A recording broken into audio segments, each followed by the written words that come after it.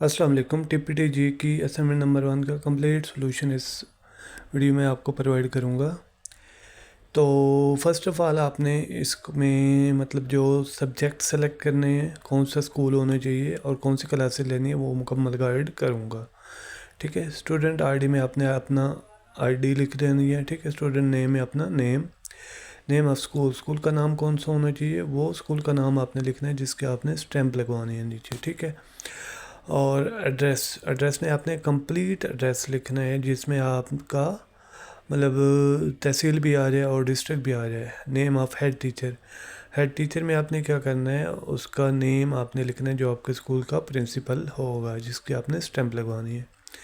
Cell phone off HT with permission, आपने उसका phone number लिखना है परमिशन लेके या बगैर परमिशन के, क्योंकि जस्ट फॉर्मेलिटी होती है। ठीक है। कोई कॉल शॉल नहीं करता, कोई आपसे चेकअप नहीं करता मतलब ये कौन है, आपके स्कूल में पढ़ा रहा है या नहीं पढ़ा रहा है। ठीक है।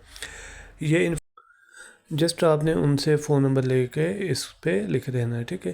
बेहतर ये आप इसको पहले फ़िल आउट कर लें या फिर दोनों पेज प्रिंट करवा के फिर फ़िल आउट कर लें। ठीक है। उसके बाद आता है कैटेगरी में गवर्नमेंट है, प्राइवेट है, ये पेफ के अंडर है। ठीक है। मतलब वही जो फाउंडेशन चला रही हैं उसके ऊपर आपने टिक कर लेना है, वरना इंसर्ट से आपने जाके इस पर सर्कल लगा देना है। टाइप ऑफ स्कूल में बॉयज़ गर्ल्स या को एजुकेशन, मतलब दोनों स्टूडेंट्स और मतलब गर्ल्स और बॉयज़ दोनों इकट्ठे पढ़ रहे हैं। ठीक है। उसके बाद आता है number of students enrolled in each class, मतलब हर क्लास में कितने बच्चे एनरोल्ड हैं। पहली क्लास में कितने हैं, दूसरी में कितने, अप टू मैट्रिक तक आपने लिखने। अगर आप अपर क्लासेस ले रहे हैं हायर सेकेंडरी की तो फिर आप 11वीं 12वीं के भी मेंशन करेंगे।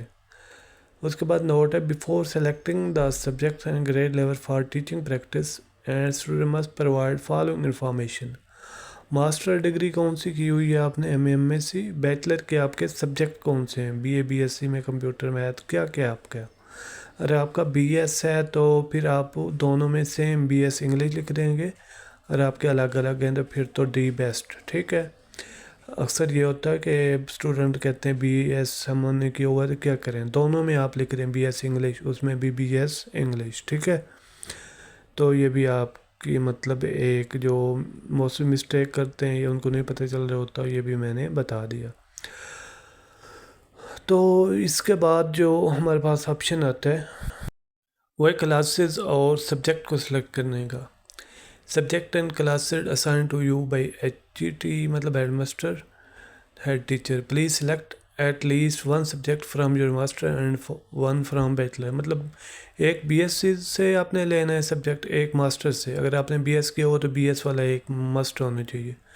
Student have to select secondary और हायर सेकेंडरी, मतलब आपने 9th 10th या ऊपर वाली क्लासेस लेनी है with maximum one subject in 8th grade. 8th grade से भी आप एक सब्जेक्ट ले सकते हैं।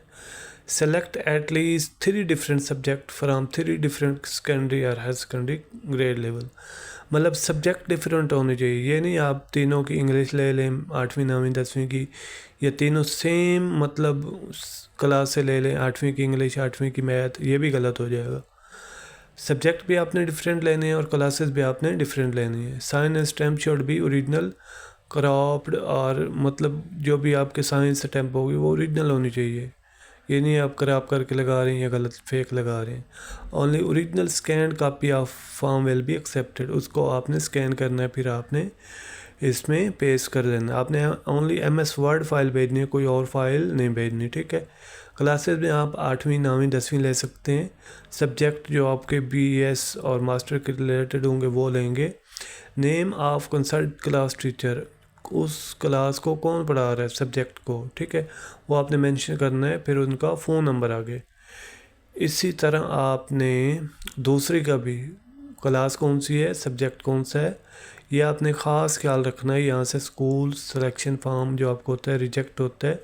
एक तो क्लासेस सेम ले लेते हैं, मतलब 8वीं 8वीं 8वीं, ये गलत हो गया। सब्जेक्ट सेम लें, इंग्लिश 8वीं की इंग्लिश 9वीं की इंग्लिश, फिर भी गलत हो गया। ना सब्जेक्ट सेम लेने हैं ना ही आपने क्लासेस सेम लेनी है।